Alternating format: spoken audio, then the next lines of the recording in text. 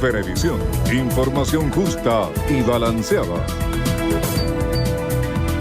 ¿Qué tal, amigos? Muy buenas tardes. Gracias por acompañarnos en la presente emisión de su noticiero Venevisión. Ya estamos listos. Así es, listos. Sandrina Yepes y quien les habla, Jesús Marín. Iniciamos esta emisión meridiana de Noticiero Venevisión. Y comenzamos. En la Comisión de Política Exterior, Soberanía e Integración de la Asamblea Nacional no se llevó a cabo la reunión con el vicepresidente de Operaciones Internacionales del Banco Central de Venezuela, Luis Laviosa, y el presidente de Cencoex, Rodolfo Albicini. Manuel Covela se encuentra en vivo y nos amplía la información. Manuel. Así es, gracias. Buenas tardes. Hacemos este contacto en vivo desde el piso 5 del edificio José María Vargas, sede administrativa de la Asamblea Nacional y donde funcionan las 15 comisiones permanentes. Justamente a mis espaldas, en el lado izquierdo, está la Comisión de Política Exterior, donde hoy se realizaría la reunión con el vicepresidente de Operaciones Internacionales del Banco Central de Venezuela, Luis Laviosa, y también con el presidente de Cencoex, Luis Albicini. Vamos a escuchar al diputado Ángel Medina, vicepresidente de la Comisión de Política Exterior, refiriéndose a este asunto.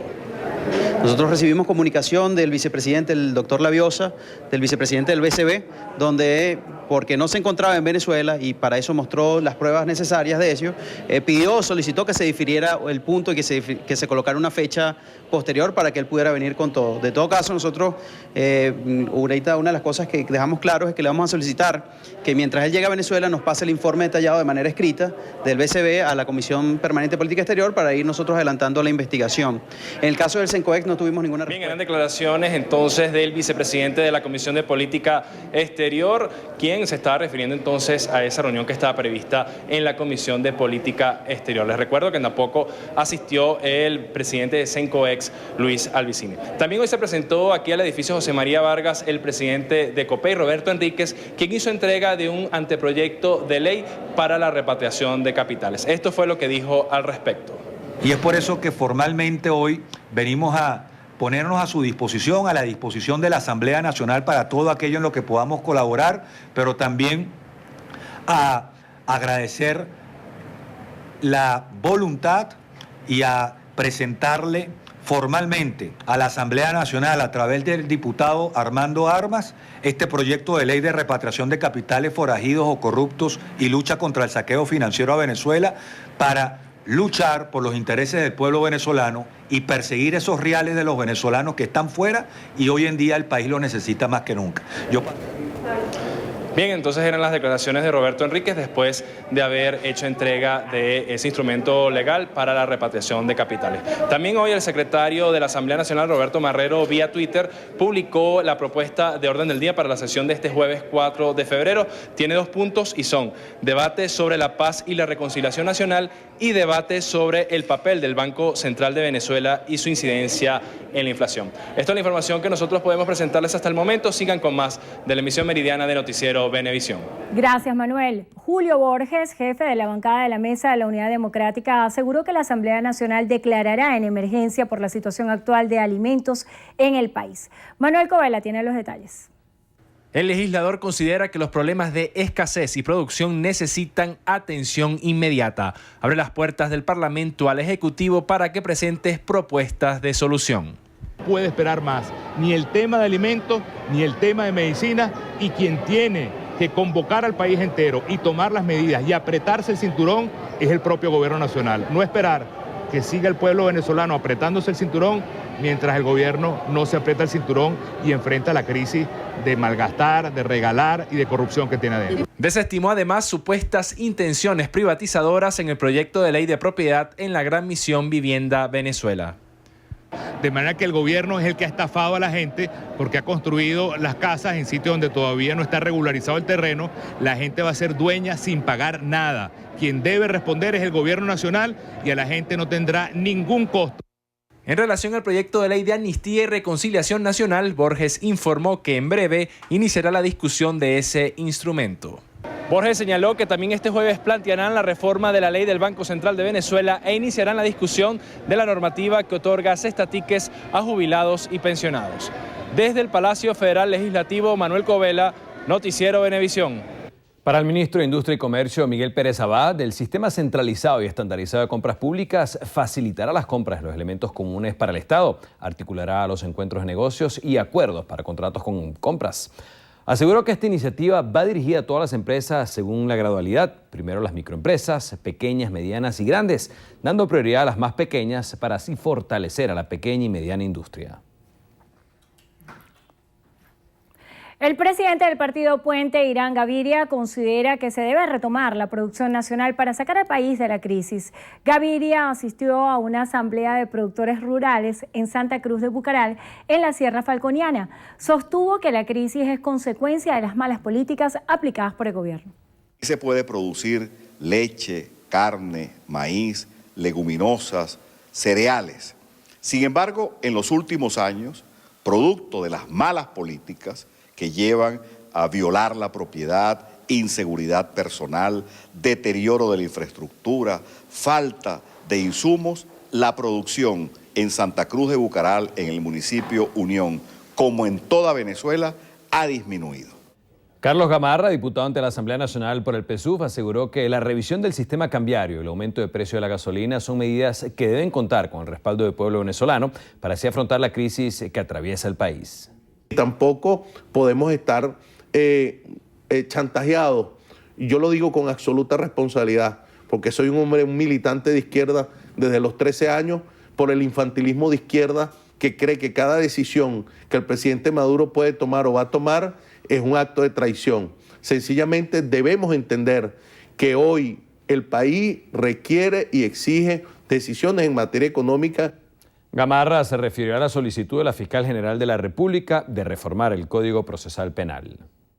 Aquí debe haber espacios como la economía, como la seguridad, donde no puede entrar los cálculos políticos ni los cálculos electorales. Tiene que haber en ese sentido un acuerdo nacional, y lo propuso la fiscal y coincide con lo que las fuerzas revolucionarias hemos venido promoviendo en los últimos años.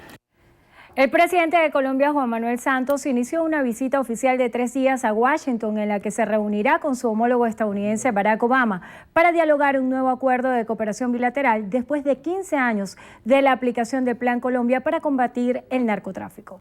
Santos sostendrá un encuentro bilateral este jueves con Obama en la Casa Blanca para celebrar los 15 años del Plan Colombia, la gran alianza entre ambos países para combatir el narcotráfico. El mandatario colombiano espera que su par estadounidense manifieste su intención de contribuir económicamente a la construcción de la paz en su país. Ningún país puede pasar toda su vida en guerra. Entonces comenzamos a prepararnos para este proceso de paz, tratando de crear las condiciones necesarias para un proceso de paz. Y estudiamos otros procesos, el pragmatismo, con nuestros vecinos, con Venezuela, con Ecuador. Ayúdennos con esto. Se prevé que ambos jefes de Estado también establecerán una estrategia conjunta para combatir el brote del Zika en el continente americano. Las autoridades sanitarias de Estados Unidos confirmaron el primer caso de contagio del virus Zika en un residente de Dallas, en Texas, que mantuvo relaciones sexuales con una persona que se había infectado por una picadura de mosquito en Venezuela. El director de Servicios Médicos y de Salud del Condado de Dallas, Christopher Perkins, precisó que el paciente resultó infectado por el virus después de haber mantenido relaciones sexuales con una persona enferma que había regresado de Venezuela. Entre tanto, los Centros de Control y Prevención de Enfermedades han contabilizado hasta ahora 31 casos de personas que se contagiaron fuera de los Estados Unidos, 6 de ellas residentes en Texas. El Banco Interamericano de Desarrollo apoyará a la Organización Panamericana de la Salud en la elaboración de un plan contra el virus Zika en América Latina. El banco informó que trabaja conjuntamente con la Organización Panamericana de la Salud y con otros especialistas del área de la salud del continente americano, con el fin de coordinar una iniciativa inmediata de apoyo a los países afectados por el Zika. La institución bancaria también manifestó que está a la espera de que el plan de la Organización Panamericana de Salud termine de concretarse para definir el costo de la inversión en las naciones latinoamericanas. En momentos de hacer una pausa, pero en la próxima parte, caminando hacia el cambio. Inician las negociaciones para conformar un nuevo gobierno. Más información al regreso.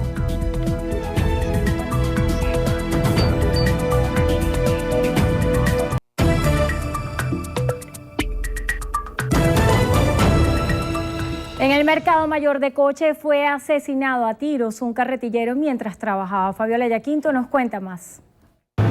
Arnaldo Rafael Arteaga, de 21 años, recibió un impacto de bala en la espalda que le perforó varios órganos. El impacto de bala lo recibió mientras trabajaba en el Mercado Mayor de Coche. Sus familiares desconocen el motivo del crimen, sin embargo denunciaron que bandas delictivas que operan dentro del mercado han incrementado la violencia en la zona. Al día siguiente, del día lunes, a las 6:30 de la mañana me llegan que un vecino me dice, me llamaron una cafecera del mercado y dice que tu hijo se encuentra en el periférico de Coche y no te garantizo que está bien, porque lo llevó sin signos vitales.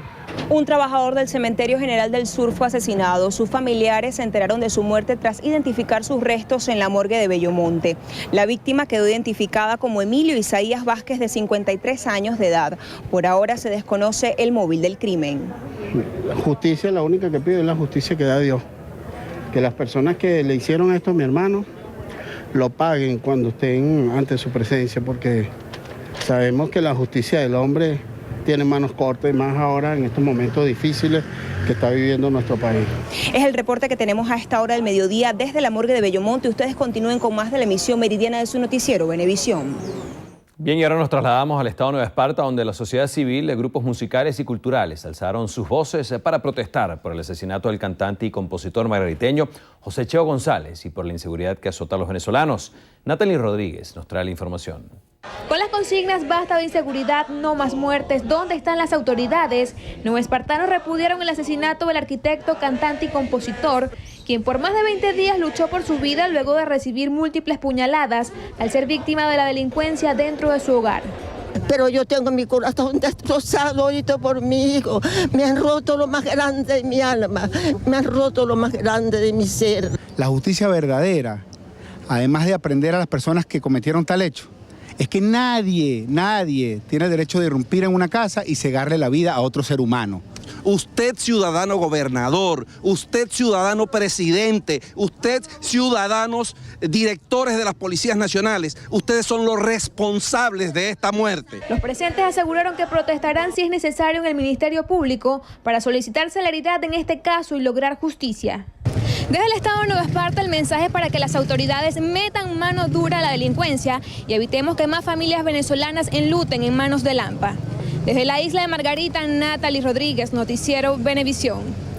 En Del Tamacuro, la Guardia Nacional anunció que fueron detenidos 13 efectivos militares de la Escuela de Formación de Guardias ubicada en la isla de Guara por el incidente ocurrido con un contingente de aspirantes a guardias nacionales, donde resultaron lesionados más de 40 estudiantes y uno de ellos falleció. Desde Tucupita, Ángel Marcano nos informa. El general de división José Eliezer Pinto Gutiérrez, director de Educación de la Guardia Nacional, resaltó que responderán ante la justicia individualmente los implicados en el hecho. Además, informó que el Ministerio Público y tribunales de Maturín asumieron el caso, ya que la novedad ocurrió en territorio monaguense. En estos momentos están siendo presentados 3 oficiales subalternos, 9 tropas profesionales y un alumno de la primera fase, que están siendo investigados por los órganos jurisdiccionales. Estos militares, ¿por qué los llevan a la pica? Porque ahí tenemos un anexo militar, donde hay detenidos aquellos militares que han cometido algún delito y están siendo procesados por los tribunales militares. Quiero dejar en claro que la individualidad no representa a la Guardia Nacional. La escuela continúa y vamos a mejorar las deficiencias que tenemos. La gobernadora Lisette Hernández lamentó el fallecimiento del estudiante Euro Lepaje y se solidarizó con sus familiares. Resaltó que los demás aspirantes recibieron atención médica oportuna. Y yo le digo a la señora Da Silva, como mujer, como madre, estamos contigo. Hemos atendido a los 73 aspirantes, un cuerpo de médicos multidisciplinarios, y que hechos como este ni lo apoyamos, ni jamás se nos pasaría por la mente que pudieran volver a suceder, mi querido general. Desde Tucupita TV en la cámara de Brian Martínez, reportó Ángel Marcano para el Noticiero Venevisión. En España, el secretario general del PSOE, Pedro Sánchez, inició el proceso de negociación con todas las fuerzas políticas representadas en el Parlamento para así intentar formar un gobierno progresista en un plazo de un mes.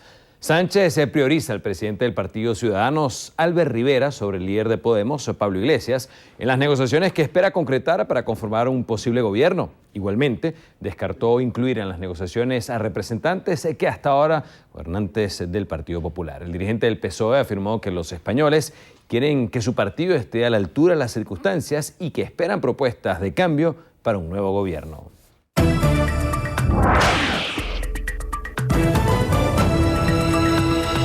Iniciamos nuestro recorrido por lo que pasa en el mundo. En su discurso de la sesión inaugural del año legislativo, la presidenta de Brasil, Dilma Rousseff, aseguró que su gobierno se concentrará en el 2016 en solucionar la crisis económica que hundió al país en recesión y que pondrá en marcha un plan para frenar el virus Zika.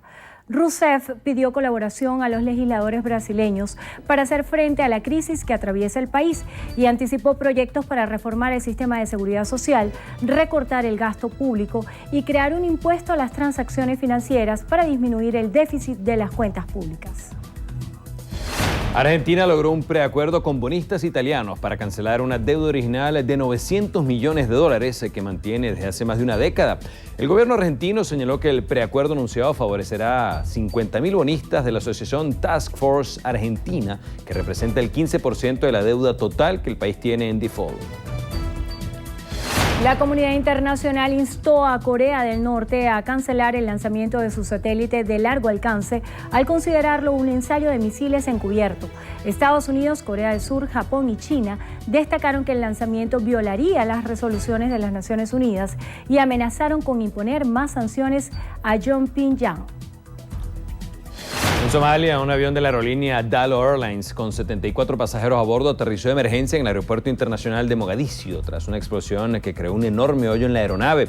Los resultados preliminares de la investigación del incidente plantean la posible presencia de explosivos en el interior del aparato.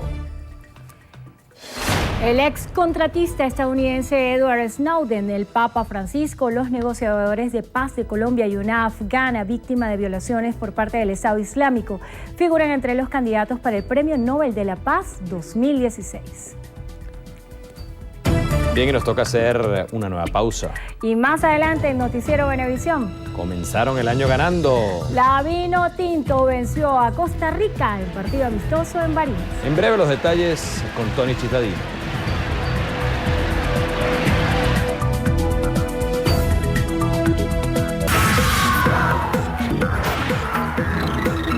Hola amigos, yo soy Federica Guzmán y desde ya los estaré acompañando en nuestro acostumbrado recorrido por las noticias del entretenimiento aquí en Estrenos y Estrellas.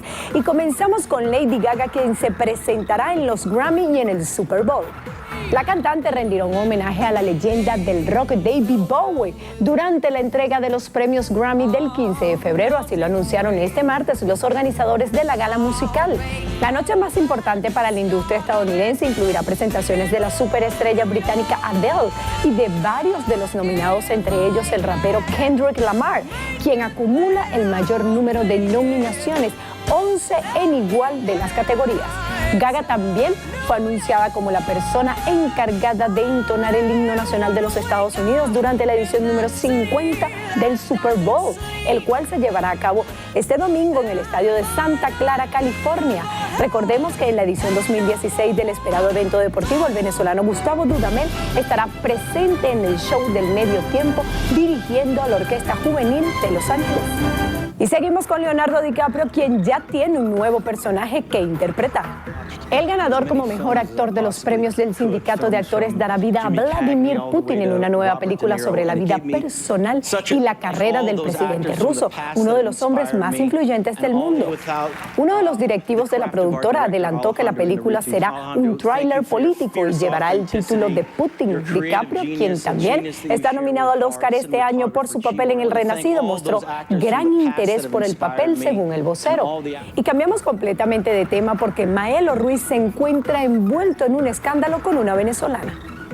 El salsero presentó una demanda contra una fanática venezolana acusándola de haber robado su esperma para realizarse una inseminación artificial. La mujer es Carla Toledo, con quien el cantante mantuvo una relación en el año 2011, según reseñó el diario El Espectador.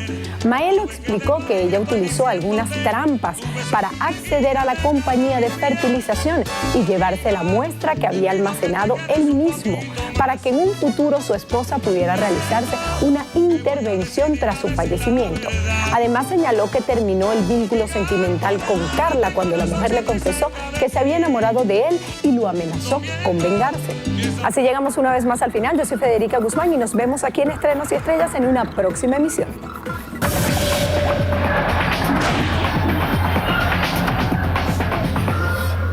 Amigos, bienvenidos a los deportes. Les saluda Tony Chitadino. Comenzamos con la Serie del Caribe porque los Tigres de Aragua lograron su segunda victoria de forma dramática. Los campeones venezolanos dejaron en el terreno a los monarcas dominicanos Leones del Escogido 8 carreras por 7 con transmisión del equipo campeón de Venevisión.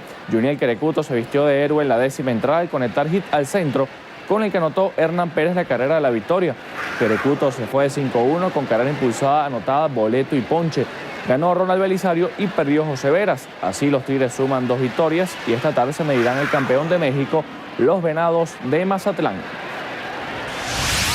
Y precisamente los mexicanos vencieron a primera hora a los campeones de Cuba, los Tigres de Ciego del Ávila, con pizarra de 9 carreras por 3. Sebastián Valle comandó la ofensiva al irse de 4-2 con par de dobles y 5 impulsadas. Seguimos con fútbol contándoles que Venezuela comenzó el año ganando. La Vinotinto venció a Costa Rica 1-0 en partido amistoso.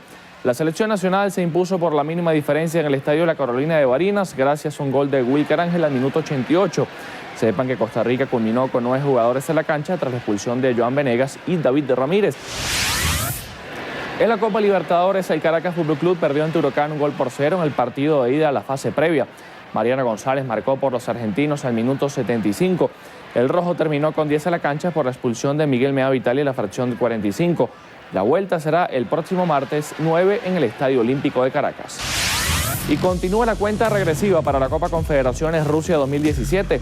A falta de 500 días para la competición, esta mañana fue presentado el logo oficial del torneo, que se jugará en 4 ciudades del 17 de junio al 2 de julio.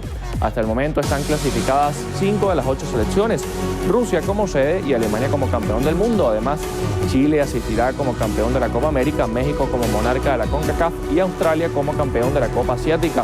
Queda por definir el campeón de la Eurocopa, de la Copa Africana y de Oceanía. El sorteo oficial será el 26 de noviembre en Kazán. Bien, hasta aquí la información deportiva en Noticiero Venevisión. Gracias por su compañía. Muchísimas gracias, Tony. Nosotros nos toca hacer una pausa, pero al regreso de Entrevista de Venevisión nos acompaña Francisco Martínez, el presidente de FECámaras, y estará hablando ahí con Andrina Yepes. Así es, ya está aquí en el estudio cerquita de nosotros y esto va a ser al regreso. Entrevista Venevisión, líder en opinión, por tu canal independiente, Venevisión. ¿Qué tal, amigos? Muy buenas tardes. Gracias por acompañarnos en Entrevista Venevisión. Tal cual como lo anunciamos, ya está aquí en el estudio con nosotros Francisco Martínez, presidente de FEDECámaras. Gracias por acompañarnos. Gracias a ustedes por la invitación, Andrina. Muy importante su visita, sobre todo para atender la situación económica, que ha sido como una de las prioridades o temas centrales desde que arrancó el año, en virtud de temas comunes como el desabastecimiento, la escasez de algunos rubros y sobre todo ese exhorto que ha hecho el presidente de la República, Nicolás Maduro, a la urgencia de trabajar con el sector privado. La primera pregunta, comprendo que en estos acercamientos con el sector privado, porque ya se trata un poco de superar esa barrera de que está reñido lo público con lo privado, se ha convocado a mesas de trabajo. ¿FEDECámaras ha sido invitada? FEDECámaras no ha sido invitada institucionalmente, pero sí está presente porque hay empresarios dentro de ese consejo y por sobre todo también hay algunos empresarios con responsabilidad, digamos, gremial empresarial. Hay líderes empresariales que están en ese consejo, pero ahí lo más importante no es quiénes los integran, ahí realmente lo más importante es que se le haga caso a todas las sugerencias que de ahí emanen de ese consejo. El empresariado está full de propuestas y tiene también un diagnóstico bastante cercano de la más profunda crisis que estamos viviendo hoy por hoy los venezolanos. Pero lo importante es que a las recomendaciones que salgan de ahí, que emanen de ese grupo de personas que están comprometidas con el país, que ojalá el presidente de la República y el gabinete de ministros realmente las tomen en cuenta. En ese conjunto de propuestas y en virtud de todos los planteamientos que ha habido para abordar y dar solución a la crisis que afecta a nuestro país, ¿cuál pudiera decir usted es el eje fundamental? ¿Dónde está el punto de partida de la crisis que vivimos los venezolanos en materia económica? El punto de partida está en la producción. Y la producción se genera por algo muy sencillo. Los inventarios están en sus mínimos históricos. ¿Por qué están los mínimos históricos actualmente en las empresas que no tienen materia prima, no tienen inventario, no tienen insumos, no tienen repuestos? Porque no tienen acceso a divisas. Al no tener acceso a divisas, entonces la producción nacional ha descendido en los niveles tan deplorables como los que tenemos actualmente. Al no haber producción, evidentemente empiezan a cerrar las empresas también y con ellas se van perdiendo puestos de trabajo y al final del camino quienes terminan pagándolo es el consumidor que se enfrenta todos los días a esos niveles de escasez haciendo colas que realmente ya rayan en lo inhumano en este momento en Venezuela. En ese sentido, la propuesta que ustedes plantean para acceso a las divisas, ¿por qué camino transita? ¿Por la liberación de la moneda? ¿Por suprimir el control de cambio? Sí. ¿Cuál es la propuesta que ustedes tienen? Nosotros tenemos 5 propuestas fundamentales. La revisión del régimen cambiario. Es innecesario tener un régimen cambiario fluido, constante de divisas para que se pueda producir bienes y servicios hechos en Venezuela. También es indispensable eliminar el segundo cuello de botella, que es el control de precio estricto que tiene secuestrada la rentabilidad de las empresas. Sin rentabilidad no crecen los negocios. Sin rentabilidad no se puede pagar ni generar ni condiciones de trabajo decentes, ni mucho menos pagar sueldos dignos a todos nuestros trabajadores y por supuesto hay una pérdida de poder adquisitivo que tiene a toda la población pero metida en un hueco y en un conflicto existencial. Hay que cesar, hay que respetar el derecho a la propiedad privada, hay que cesar ese proceso de criminalización en la que andamos inmersos todos los empresarios. Hay que revisar ese marco legal que permita tener una ley que se pueda permitir para todo el mundo y no para pocos, que ojalá que podamos revisar la ley de precios justos, eliminarla si es posible, de ser posible, o hacer otra. Hay que revisar la ley del Banco Central, es indispensable regresarle al Banco Central la independencia para que podamos tener una política monetaria de acuerdo a las realidades del país. En fin, podemos incluso hasta llegar, una vez que tengamos todos estos problemas resueltos, poder entonces empezar a ponernos de acuerdo para promover el país, para promover las inversiones y atraer tanto las inversiones extranjeras como las nacionales. Hay un aspecto muy interesante cuando usted habla de la necesidad de eliminar la ley de precios justos, pero para muchos venezolanos entra la duda de la distorsión de los precios que se vive actualmente. Hay una dinámica especulativa en el mercado que hace que los productos, los venezolanos los tengamos que adquirir a precios que están muy divorciados de la realidad. ¿Cómo se podría poner un control para que en realidad los venezolanos puedan tener acceso a los productos que sí existan en el mercado y que no exista esta distorsión de precios? Realmente lo que hay es que eliminar el control.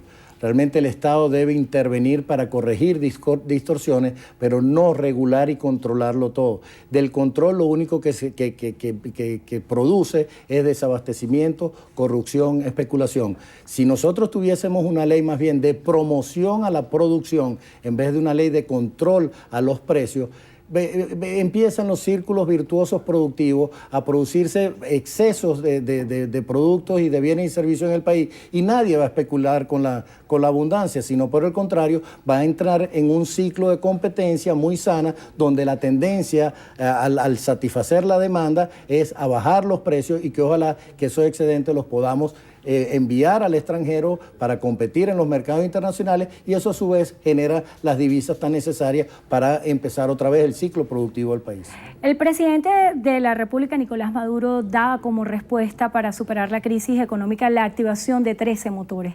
¿Cuál es el enfoque? ¿Cómo valora usted este planteamiento?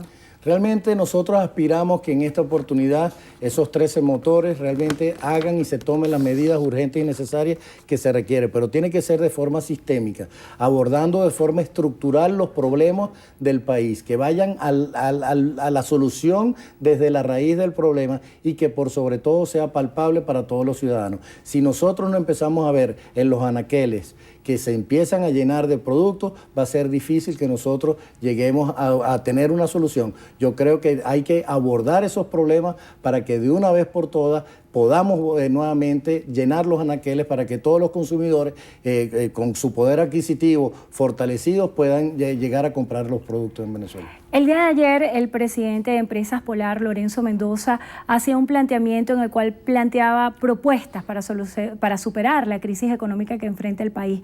También utilizaba una máxima en la cual decía que si cada quien jugaba la posición que le tocaba, se podía tener éxito en el equipo. Los empresarios venezolanos hoy están dispuestos a trabajar dejando de lado las diferencias políticas. Por supuesto que sí, además la voz del señor Mendoza el día de ayer es la voz de todo el empresariado. Todas las propuestas que ha hecho el señor Mendoza han sido propuestas que durante más de 10, 15 años nosotros desde Fede Cámara también hemos venido alertando al país y hemos tratado también de convencer al gobierno y estamos dispuestos en esta oportunidad de asumir ese compromiso con el país para establecer las sinergias adecuadas con el gobierno nacional, entendiendo que ningún país se desarrolla si no existe un sector privado y un sector público en una sinergia y en compartir esa visión ideal del país que todos queremos, trabajando y comprometidos por ese país. Hablando de esa sinergia, viene a la mente la palabra armonía y también la palabra fundamental en este tiempo y sobre todo tratándose de economía, que es la confianza. ¿Existe hoy confianza por parte de los empresarios privados en Venezuela? No existe confianza por parte de los empresarios y tampoco existe confianza en el extranjero. Uno de los principales problemas que estamos teniendo actualmente y que hay que abordar es precisamente la generación de la confianza para poder restablecer todas las líneas de créditos internacionales. Este país perdió la posibilidad del acceso al financiamiento internacional y eso es uno de los dramas más fuertes y es uno de los grandes problemas que están de primero en la línea y que tenemos que empezar a solventar, y ojalá que las medidas que están anunciándose desde hace días vayan en esa dirección, que se generen esos mecanismos que permitan la generación de confianza para que de una vez por todas podamos accesar nuevamente al financiamiento externo.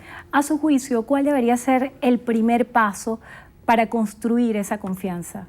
El primer paso es los 5 aspectos de los que te hablé. Si no tenemos ese régimen cambiario, si no respetamos la propiedad privada, si no tenemos un régimen legal que realmente fortalezca la institución del país, que tengamos un marco legal que permita la generación de empleo, que permita y promueva las condiciones de trabajo decentes, las condiciones de productividad para el país, no vamos nunca a avanzar. Si seguimos regulando y secuestrando la rentabilidad de las empresas, tampoco vamos a salir del problema. Así que esos son los 5 aspectos fundamentales que en este momento tenemos que empezar a abordar con la celeridad y la emergencia de una crisis bien profunda y agravada con tendencia a empeorar como la que tenemos actualmente en Venezuela. Usted menciona la palabra crisis. Desde la Asamblea Nacional, el diputado Julio Borges planteaba la necesidad de declarar crisis en materia alimentaria. También se está hablando de la crisis en materia de salud.